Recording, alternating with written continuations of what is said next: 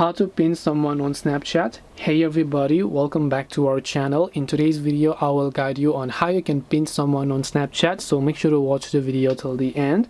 If you want to pin someone on Snapchat, open up Snapchat and then just come to the DMs page.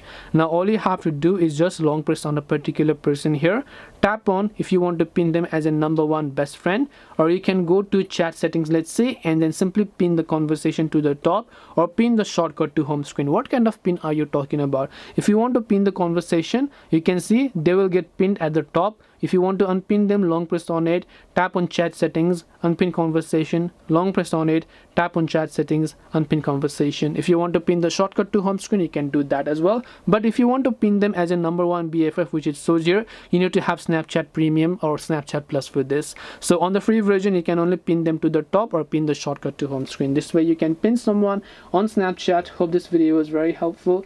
If you have got any questions, feel free to also leave them down below.